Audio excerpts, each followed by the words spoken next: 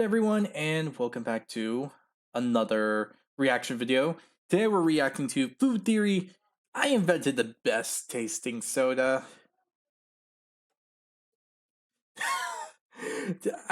Just hearing it just makes it sound weird. Because the best soda, to me, is Fanta or orange soda. But, alright, let's see what this whole theory is going to be about involving soda. And yeah, if you enjoyed this reaction video, hit the like button down below. Hit the subscribe button to support the channel, support the content provided, and so on and so forth. Hit the notification button, be notified immediately when a new video comes out, and all that other good stuff. Now, if you have any videos you'd like to recommend that I should react to, put it down in the comment section below, and I will react to them as soon as possible. Finally, the link to this video will be down in the description below, so if you want to go see this video before I react to it, pause the video right now and check it out. Other than that, let's go. The soda fountain. It is the pinnacle of human engineering. It's a symbol of absolute freedom. In this singular device, you have a buffet of flavors, all waiting for you and you alone. And while most will just use it for their daily story or a quick hit of Mr. Pibb, there are those out there who dare to go beyond, to think outside the tap. Those who question the one soda system and instead run down the line without a care in the world, blurring the line between Sprite. No, never do that.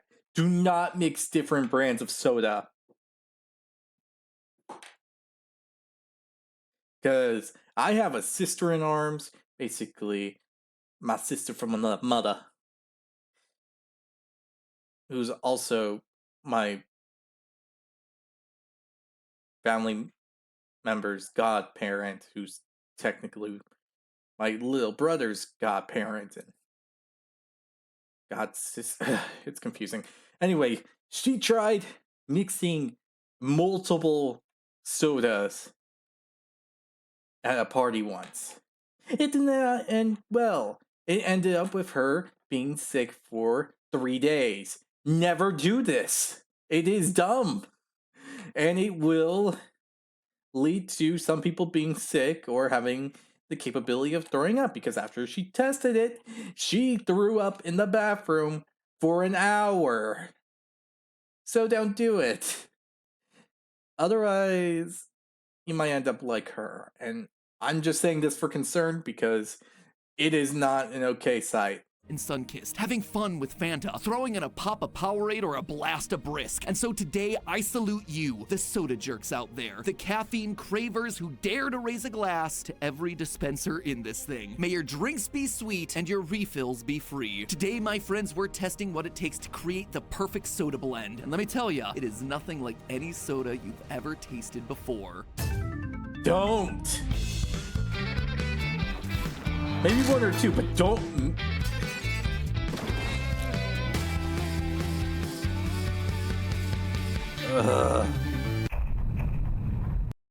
Don't. Just don't.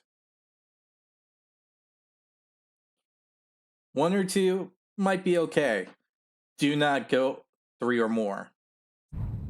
Hello, Internet! Welcome to Food Theory, the show that's the perfect blend of everything you need. Now, it's been no secret in my time online that I'm a fan of Diet Coke. And by fan, I mean I'm a hopeless addict to that sweet, sweet battery acid pouring down my throat. I appreciate you. Thank you so much for being a part of my life. I appreciate you too, Matthew. Thank you, I know you're Diet addicted to me. To this day, one of my all-time favorite memories was being at a gaming convention panel in like year 3 of game theory, and all of a sudden the audience just lines up with this huge string of Diet Cokes right in front of me. I think I had like 50 by the time the whole thing was said and done. But you know what actually goes back further than my love of Diet Coke? Yeah, today we're talking about some deep MatPat lore. It's actually my love of mixing all the sodas together. Call it what you want. A hurricane, a tornado, a graveyard drink, a pop bomb, swamp water, or as I knew it, an unaliving yourself drink.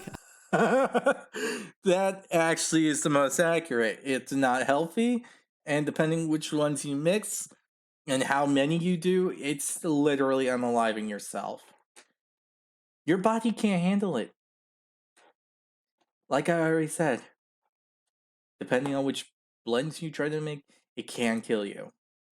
I guess. Whatever the name, I think it's a universal Or kill your experience. health. Walking up to the soda fountain and just running down the line. Going ham as you mix as many flavors together as possible to create the wildest, most unique, most delicious, and sometimes most disgusting drink imaginable. That right there, that was my first true soda addiction. Hanging out at the old Taco Bell in Medina, Ohio with my dad. Each of us mixing drinks and then testing each other to see if we could identify the flavors that we'd put in there. But the cool thing about graveyard drinks, and the reason I wanted to do an entire episode dedicated to them, is that there's nearly an infinite number of options in making one of these soda concoctions. Over years of doing this, I fine-tuned my preferred blend to a science. But just because it's my favorite, it's not necessarily the best. So that's what we're aiming to do today. We're looking at the science of mixology to see if we can optimize the perfect soda blend, mixing the most flavors together to create the most delicious beverage possible. Are there certain flavors that blend together better than others? What other considerations play into a drink like this? And let me just say it now, let us know down in the comments what your favorite mix is, because everyone has their own, and I'd love to try them. That said, what we wind up concocting today, it's certainly something that you should try at home. Also, and can I just call this out? I love the fact that I got done with a 30-day no sugar challenge and just immediately pivoted into this episode. It's like I gotta make up for lost time or something. Anyway, to help me on my quest today, I've got former bartender Santi on the couch joining me to run through a gauntlet of different swamp water variations so we can determine what elements, proportions, and methods deliver the best results. From there, we'll be using what we learned to concoct the perfect beverage in real time. Now, I've given Santi a lot of flack in the past for being a super healthy kind of dude, but this episode showed me a completely different side to him. So, okay, everyone at home knows my vice, which is Diet Coke, right? Are you a soda drinker? Like, what is your go-to beverage? I am a regular Coke drinker to the point that it was a problem. I had Fanta. a friend stay with me one time for like a week, and we went to the I would say supermarket something beginning about of his the week, and I addiction, got but- a 12-pack of Coke, and I had to go back to the supermarket like I'd be a twice hypocrite. in that week. And he That's like, me. and I didn't That's realize relatable, it, yeah. right? And he sits me down at the end of the week. He's like, "Hey, man, I think you have a problem." No, it's an intervention. Yeah, no, it was an intervention. He even texted my wife like, "Hey, I'm gonna have to talk to him about it." And so since Wow. that day, I've been drinking Coke Zero. Okay. So like, So much better. right? So Yeah, much it's a better. little- Now, for those of you not familiar with the glory that is swamp water, the true origin of the stuff is a bit difficult to pin down. Soda fountains have been around since the 1800s, and it's not hard to imagine people trying to mix everything together from day one. That said, the swamp water references really seem to start appearing in writing around the 1950s. A newspaper in Paris, Texas first described kids going down to the local diner asking for the stuff. That's right, a newspaper reported a story about a bunch of kids wanting to mix their sodas together. Ah, can you imagine the days when that made headlines? In any case, we can definitely track the rise of swamp water with the rise of youth culture in America. Makes sense. You think about the 50s and you can see the young rascals riding their bikes to their local diner like something out of a Coca-Cola commercial. In the decades since, the drink has evolved with the technological advances of the soda machine. More sodas and more flavors just mean more possibilities. But with the advent of the Coke Freestyle machine, we're no longer limited to just 8 or even 10 options. We have all the options now. It's honestly a bit overwhelming. It also feels a bit like True. cheating to make swamp water out of those things. So instead, today we're just gonna be sticking to ye olde soda fountains of yore with the different spigots, bringing us to round one of our journey, the basic blends. Unlike taste tests that we've done in the past on this channel to determine winning and losing drinks, this time Santi and I are really just testing some initial basic mixes to see what works and what doesn't when it comes to hurricane drinks. That way we'll learn stuff like what flavors complement each other, things like that. Then we'll be able to apply those rules in creating our own perfect pitcher of Pop Bomb. Take me through what we have lined up in front of us today and what we're going to be doing. Right. So here in round one, we have 4 combinations approved by Burger King himself, the king himself. I like that Burger King is the purveyor of soda mixes in this case. Right? Because yeah, we all trust Burger King, you know, that restaurant that we labeled as like the unhealthiest fast food in a previous episode, which you should click on screen right now to go check out if you haven't yet. But we don't have their food, so their drinks, you gotta Their drinks trust are them. fine. You gotta trust them. Food, hard pass. So in these pre-approved swamp water suggestions by I the thought it king was the himself, burger, we have not the half the- and half, which is half Diet all the Coke, food. half regular Coke. There's the black and white, which is half Diet Coke, half Sprite. The 4-way, which is equal parts Diet Coke, regular Coke, Sprite, and Dr. Pepper. Then lastly, the black gold, which is 1 part Coke, 3 parts Dr. Pepper. And immediately, right off the bat, that simple half and half, it was a big win. It's a 50-50 mix, and it feels exactly that. Like, I get a little bit of the heaviness, Yeah. where you have that little bit of sweetness that sticks on your tongue, but it's not as heavy and all-encompassing on my tongue as I normally feel Coke is, with a little bit of the lightness and the more watered downness that I tend to get out of Diet Coke. Absolutely, and I think there's a fruitiness to Diet Coke that Coke doesn't have. And what's interesting about this one, and the reason it may seem simple, but the reason that we included it is because according to mixologists, regular sugar actually nullifies or counteracts the taste and sweetness of aspartame and sucralose. Yeah, So I'm actually really enjoying No, this. I was gonna say, actually, I like this one a lot. The interesting thing about this first mixture is that the body processes the weird. sugary Coke and the artificial sweetener aspartame in Diet Coke in completely different ways. Aspartame is 200 times sweeter than normal sugar, and it interacts directly with the sweet taste receptors on your tongue, whereas sugar undergoes an enzymatic breakdown in your mouth, releasing glucose and fructose first, and then activating the sweet taste receptors. This is actually why people who taste regular sugar tend to report it having a more complex, well-rounded, complete flavor. Meanwhile, aspartame is so much Interesting. sweeter than sugar that it gives many people what they report to be a sharp sweetness. Mixing the two actually balances out the initial sweet burst from the aspartame and then lets the vanilla and caramel notes from the regular Coke really come forward in the back end. So already we were off to a strong start. We were really looking forward to keeping that momentum going with the next one, the black and white. Okay, I guess that yeah, makes just to clarify, sense. So you're doing Coke and Coke Sprite, can go definitely, together well. and I'm doing Diet Coke and Sprite. definitely. Exactly. But if you want a sample, Yeah, we've shared it. We've bonded enough on this you couch. don't have mono, do you? Now, I feel fine. Okay, great. Oh, that's just COVID. That's No, yeah, it's fine. No big deal there. Wow, those two do not mix well. No, this is not great. No. This is the opposite of great.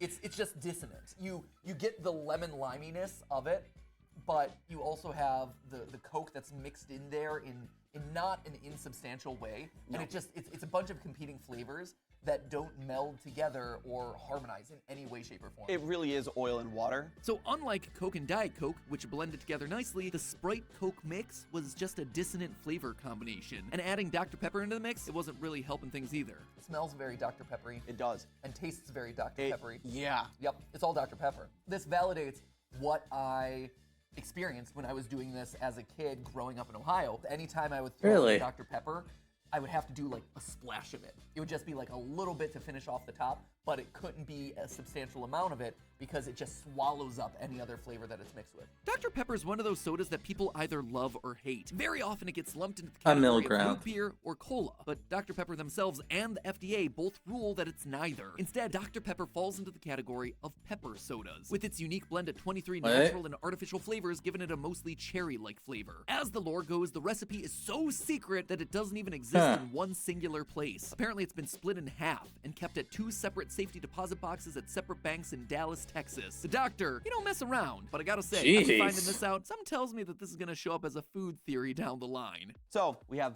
the black gold. So this is the exact opposite of what you were saying. Yes. This is 3 parts Dr. Pepper and only 1 part Coke or Diet Coke in your case. So you're just drinking Dr. Pepper at this point. I mean, honestly, yeah, I don't know why Burger King would approve this. Like, Black and gold. yeah. So all right, sure, fair enough. I mean, it smells like Dr. Pepper, and it tastes like Dr. Pepper. Do you mind if I taste No, yours? please, of course. Because, oh, this. Oh, wow. Yeah. Oh, there's a big difference there. There is actually a huge difference. Yeah. Wow. Yeah. That one still tastes a lot like Dr. Pepper, but a much more mellower version. Absolutely. This is.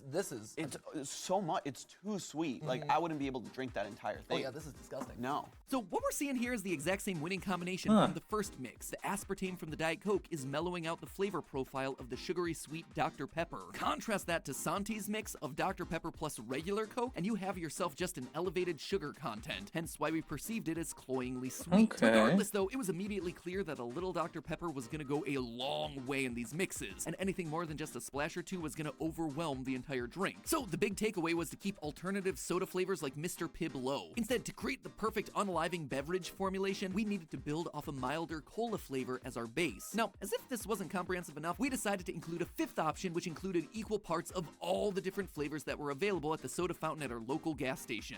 I mean, without even tasting it, just from the smell alone, you can immediately hit a lot of orange, even though it's all equal. Anything with Dr. Pepper won out. Yeah. So I'm hoping that this doesn't taste like a cherry Fanta.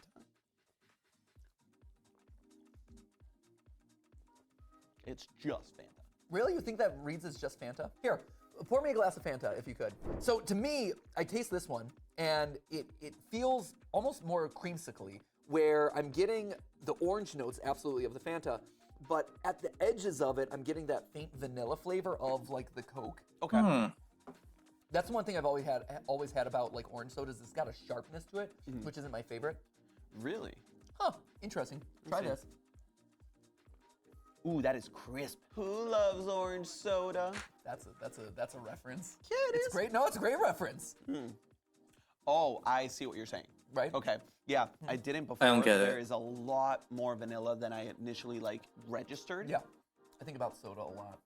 So this is my life. In short, what we were learning was that with the right mix, the addition of Coke was less about the cola flavor and more about the undertones of vanilla. And again, just like with Dr. Pepper, alternative flavors like orange soda really cut through the noise to dominate the overall taste profile. Knowing all of this, we were practically ready for round 2. But before we moved on, there was one last thing to try. Pepsi. Lest I be called a Coke fanboy, we wanted to give Pepsi products their fair shake, especially because I grew up running this test with Pepsi fountains at the local Taco Bell. And that meant one thing and one thing only, the addition of Baja Blast. Now, there's good news and bad news with this one. Bad news, Baja Blast has been for the past 20 years a Taco Bell exclusive. The good news, though, is that for the 20th anniversary of the drink this year, they've decided to release it in stores. So, you know, there wasn't really any bad news there at all. In short, it means that we were able to create the ultimate mix of Pepsi flavors that you could get from the fountain. And it was, Pepsi throws an entirely new angle into this because Pepsi products, for as much as they're competitors to Coke, are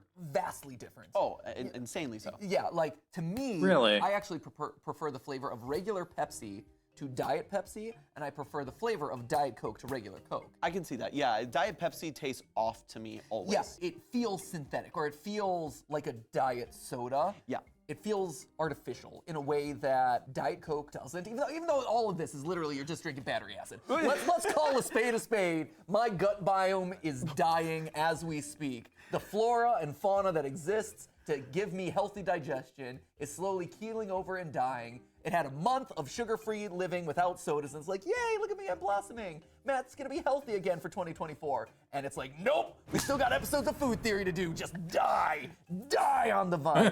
No, see, Matt, no, it gets strong. It's tempered in raw sewage. Yeah. That is my stomach. This is nothing. famous last words. Yeah, this smells terrible. It's like, unlike all the other ones where I'm like, oh, this smells like a little bit caramely or a little bit vanilla-y or like Dr. Pepper. Okay, that's the reaction. That's the reaction. That is the reaction of how I mentioned that she had. That was her reaction for the first second before she tried to consume half the thing and going to the bathroom to throw up. That was her reaction. Though I'm curious why the other sodas mix together so well while this one doesn't. Like, I'm curious what she did to actually end up throwing up, because she did like 4 or 5 different sodas, and ironically, it was 3 of them were orange soda, Coke, and Sprite. Don't remember what the last 2 were, but considering that those 3 were used, I'm confused. No. This smells terrible. Oh my God. That is not good. Oh, wow. What? Wow. What? Oh, that is disgusting. Not good. Oh, this is wild. How vastly different and vastly inferior this is. Yeah, this drink, it was not great. Somehow this mixture of some of the sweetest sodas on the market ended up with a surprising mixture of bitterness and sourness. There was really nothing redeeming about it. Turns out this boils down to the citric acid. You see, where Coke uses phosphoric acid to add acidity to their soda, Pepsi uses citric acid. This is what gives Pepsi the refreshing taste that they like to tout, but unfortunately it's compounded by the citric acid in the Starry and the Sunkist as well. So the end result is just sour and bitter, whereas the phosphoric acid in Coke actually helps to balance out the citric acid in things like Sprite and Fanta, delivering an overall more enjoyable experience. Needless to say, we decided to scrap most of our Pepsi products before moving forward. With round 1 over, it was time to look Okay. at specialized mixes in round 2. We narrowed down the field from 6 different drinks to 3, each a different person's preferred method of swamp water. First up was a mixologist's advanced method that Santi found in his research, which took a wide range of flavors but really emphasized the order in which the drinks were poured. This seemed like it would make no difference at all, since it all mixes together anyway, anyway, but the idea behind it is to have more sugar-dense sodas sitting lower at the bottom, while the lighter sugar sodas sit at the top. Why would you possibly want to do that? Well, supposedly it causes different flavors to hit your tongue in a specific order, leading to an overall more complex flavor profile that Interesting. evolves as you drink. And that's something that we've actually seen happen on this channel before, in one of my all-time favorite episodes, in fact, the burger stacking episode, where we discovered that the exact same ingredients put in a different order gave you a completely different taste experience. So if it worked for the burgers, maybe it could also work for soda. Also, from this point forward, let's play a little game, Fair. shall we? In our effort to be soda sommeliers, Santi and I did a fair bit of riffing off of classic wine tasting tropes. So go ahead, make your own swamp water, then take a sip anytime we say the word forward. See how many gallons of soda you make it through. Also, let us know in the comments how many times we I don't said have it, any 'cause, soda on I'm me, a so I hypocrite. can't do Ready? it. Go. I mean, it's a fruit cocktail. It's very different from round one because this is a very fruit-forward beverage as opposed to all the ones that we had in round one, which tended to be much more Coke, Diet Coke facing. It is a very pleasant fruit punch. I understand why someone at a bar and who works as a mixologist would find a lot of success with this. If I'm going for a graveyard drink, unaliving myself beverage, whatever, I'm looking for more of a cola forward one. This isn't hitting that, but it's a very good version of a very different type of drink. Already you could tell that there was a more sophisticated, complex flavor profile in this drink. This was the first time that we were really getting hit with different notes at different times, even if they were mostly fruit-based. In short, the layering technique actually worked. Despite being equal parts of all the different drinks, Okay. the Coke at the top really made it take a backseat to the heavier drinks that hit our palate first. It's cool to get this perspective because, like I said, my beverages, whenever I would do this, always had a very specific kind of flavor profile to them, and I would just kind of like crank things here or there to kind of try to optimize it. I would try to emphasize like more of the colas, the caramels, the vanillas, not the fruit. And this is a very good version that like dials up the fruit, which is cool. Right, which makes sense, right? Mixologists, just like chefs or anything, they're trying to give you the whole package in what you consume. It's really light, it's really refreshing, and cover your ears, kids. It kind of tastes like a Long Island iced tea. Cover your ears, kids. Yeah, earmuffs. Clearly, Santi became real familiar with all different types of drinks in his research for this episode. So where'd you find this? When you say mixologist recommended, did you just go to a bar and like, hey, what do you do? Or like, did you find this online or what is this? Yes, I did a lot of research by going to a variety of bars and just asking them to make me drinks. No, I'm kidding. We actually induced It was a rough week of research for Santi. He wasn't responding to emails. We found him in the gutter somewhere. It's like, I got it. I got the perfect mix. Honestly, you gotta admire the commitment to the craft. But now, with a new variable at play, it was time to taste my personal mix. In general, I tend to like my unaliving beverages skewing more heavily towards the cola flavors, so I split it up with a 2/3, 1/3 ratio. On the bottom, 2/3 is an even mix of Diet Coke and Coke. The top third is Sprite with just a little splash of root beer and Dr. Pepper thrown in at the end to keep it from overpowering everything else. Gotta say, I am tremendously proud of this mixture. I've been drinking it for literal decades, but never really served it to anyone else. It felt like I was standing up naked in front of the class. Can't wait to judge you. I know, Okay. right? I'm actually very nervous. I've never had anyone else ever sample this. I can judge myself, obviously, but, you know, I lay myself at your feet, Santi. So this is interesting for me because I think Dr. Pepper, I'm learning here, needs ice because it's really mellowed it out. And I'm getting the sweetness of Coke, but that's it. It's very Coke forward. Agree to disagree there, Santi. Maybe your palate just isn't refined enough. The one thing I will say, to my credit, just to defend myself, I actually get the vanilla notes more out of this than I do in any of the other ones so far. I will agree with that, absolutely. As a guy who's always loved the flavor of vanilla, one thing I never realized was that my preferred mix here really highlights those notes from the Coke and the root beer. By using Diet Coke as a key part of the base, it negated the sugar that was coming in from the regular Coke and the Mr. Pibb. This then allows the more complex flavors of vanilla and caramel to take center stage. I like that it hits different notes at different times. Like it's vanilla forward, you get a little bit of the root beer in the back towards the end of the sip, some of that Coke in the middle, with just the like tiniest hint of the Sprite around the edges.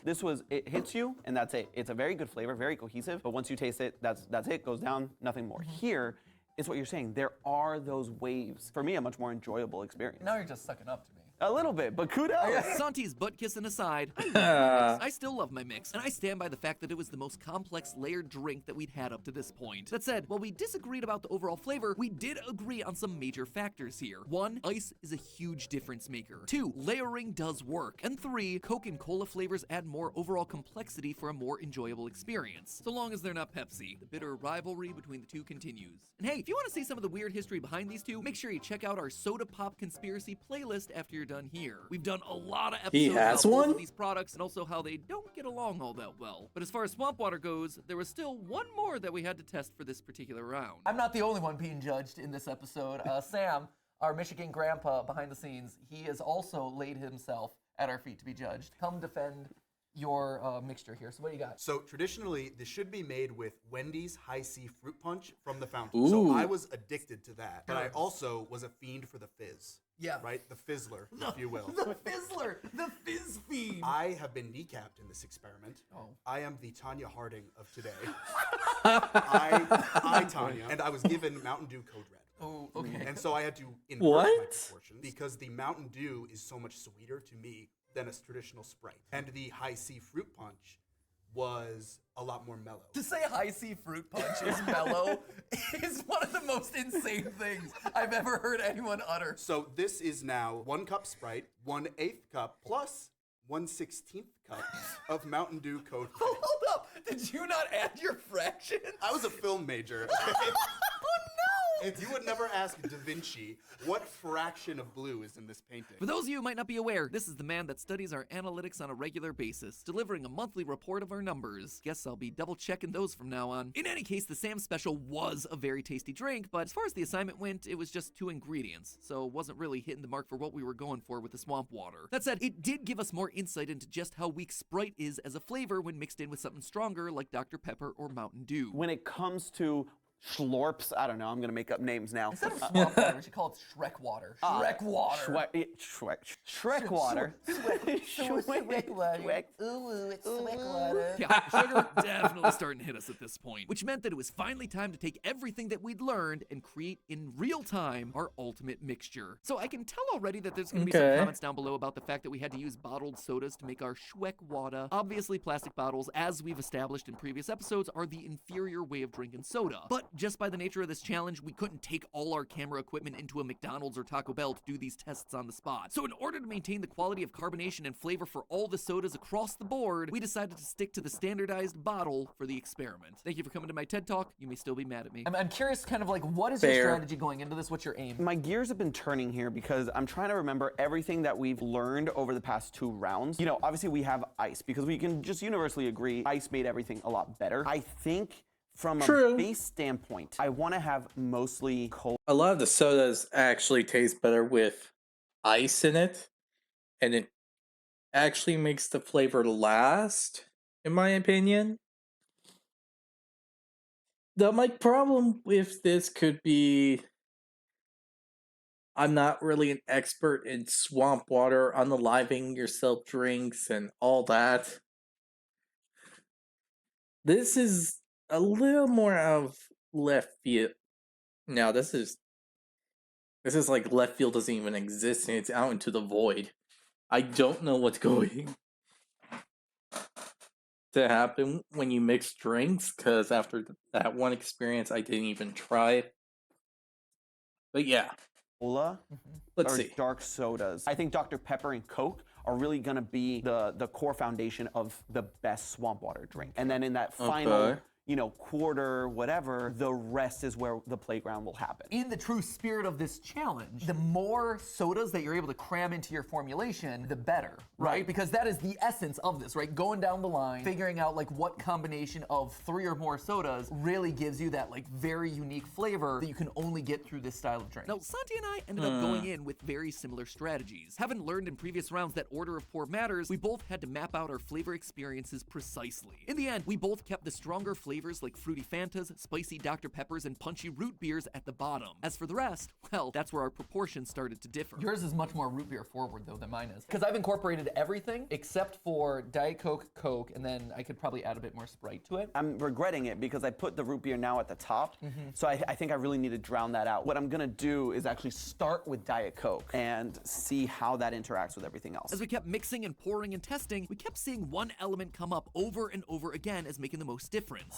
The pour order is making a pretty substantial difference. 100%. The more I like play with it, Yeah. the more I'm surprised by this. It's funny because now that I've poured the Coke and Diet Coke, the root beer that was very root beer forward is now starting to fall to the back of the mouth, which I really, really like. But I think I messed up because I don't think Sprite should go at the top. Right, you really have to plan this out. And now that I've mixed them all together like I just did, it's too dissonant. I don't like it. What we learned throughout this process is that swamp water is a very delicate balancing act. Just a bit too much of one flavor or a flavor poured out of order can throw the entire thing out of balance. But right before we were starting to lose hope, Santi pulled out what he was hoping would be the trump card. A new challenger appeared, and its name was Powerade. I'm gonna throw some Powerade? curveball. Okay. Something that you don't see on every soda fountain, so we didn't include it, but you will sometimes. And that is Powerade. And it is always blue. You know what? I don't think that's a mistake. I think that is a sign from the swamp water, Shrek water, graveyard drink, pop bomb gods. Wow, well done. I know, right? You're like a little Dr. Seuss with those. It's all the sugar that's coursing through my veins right now. Right on! Gotta say, I was Probably. pretty skeptical. How could some flavored water be the maker or breaker of our pop bombs? But from a scientific perspective, it made sense. When you break it down, the problem with graveyard drink is that it quickly becomes overpoweringly sweet. Sweet cola plus sweet other cola equals just more sweetness. That's why the Diet Coke and ice wound up being so important in all these mixes. They lighten up the flavor and mellow out that sweetness. But one other way of balancing out the flavor is by mixing in something that isn't just pure sugar. The Powerade being full of electrolytes adds in a light saltiness to the mix, counterbalancing the top portion of sweet and acidic Coke. The Powerade makes a difference. Makes a really big difference. Yeah, here, sign me What up. order did you use? Ooh, that is very Powerade forward. Like, It is. In smelling it, I'm like, oh yeah, this is Powerade. It is, but not when you taste it. It also looks mildly greenish, a little gangrenous. If you wanted swamp water, it looks a bit like swamp water for sure. Yeah. Wow. This to me tastes like drinkable cotton candy with vanilla notes in it. It's kind of delicious. It's kind of good. I kind of love this. Right? It's really good. It merges really well. It's a complex flavor, which I like, and it doesn't feel like especially heavy. Yeah, I think my final verdict on this, finish it off with Sprite, Coke, and Diet Coke.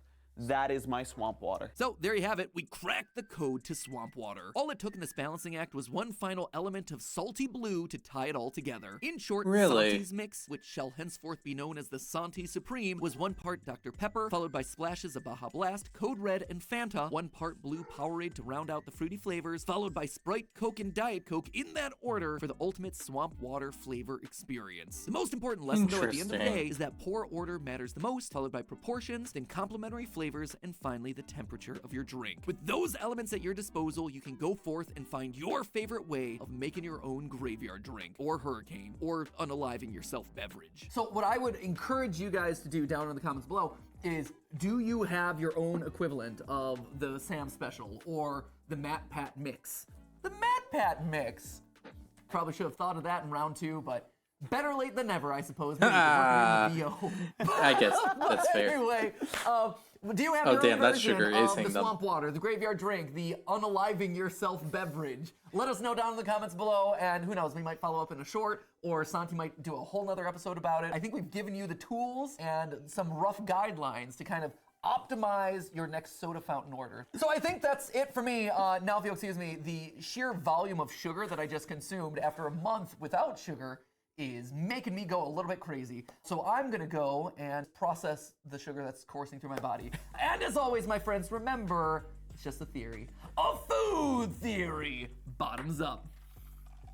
And hey, if you like this video and want to check out some more of our soda-centric episodes, we're trying something new here. It's a bit of an experiment that we want you to take part in. Click the link that you see on screen right now. It looks like a subscribe button, but it's not. Actually, it's just going to take you to the channel page, which is very neutral. Once you're there, play around. We're running an experiment. I can't tell you what it is because I don't want to affect the results, but play around, and in a couple weeks, I'll fill you in on the numbers. Huh.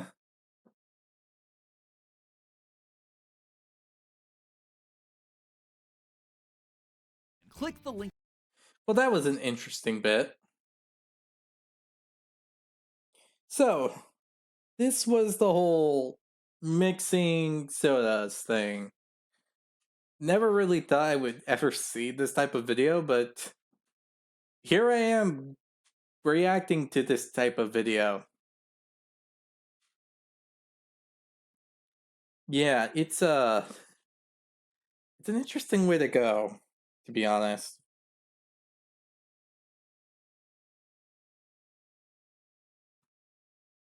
can't say I really hate it, but it is what it is. But this was an overall interesting experience.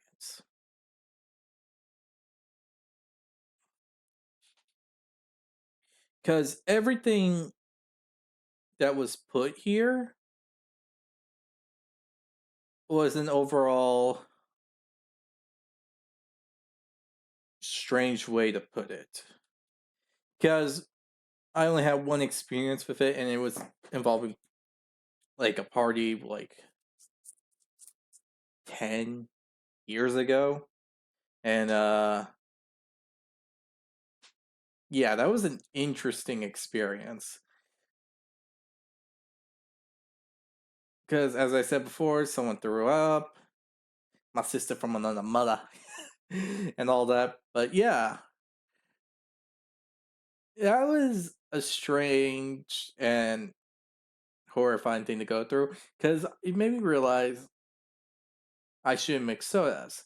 But now seeing this, it's more of the what type of soda you used. I only know 3 of the sodas she did. So she probably put so much whatever else is we had at that time and poured it all together. And it made this like sugary assist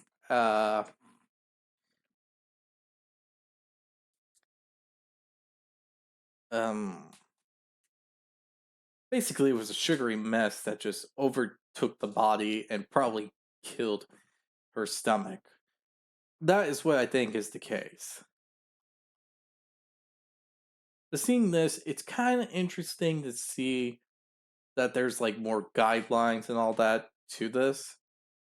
And it makes me realize that back then she probably just did it so recklessly without any care about any delicacy towards which soda she could use and how much she should pour in.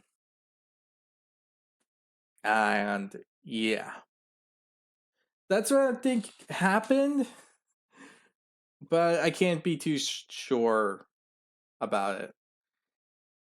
I don't know. Maybe I'll try it someday in the future. I can't say.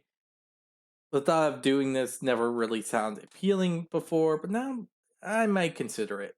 So if you have any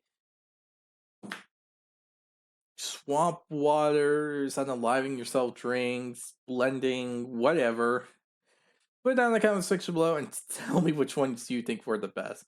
I might taste them in the future, might show them to others, and maybe I'll bring it up one day or another on a short or something. Yeah. But other than that, tell me what your favorite soda is. You already know mine. It's Fanta. I love it. It's the best soda I had. It's the first soda I had. It got me addicted to soda, and it's so far been the only soda that I can tolerate drinking on repeat more times than not. So with this said, tell me what your favorite soda is in the comment section below. And if you enjoyed this video, hit the like button down below, hit the subscribe button to support the channel, support the content provided, and so on and so forth. Hit the notification button to be notified immediately when a new video comes out. And with all this said, I'll see you in the next video. Bye!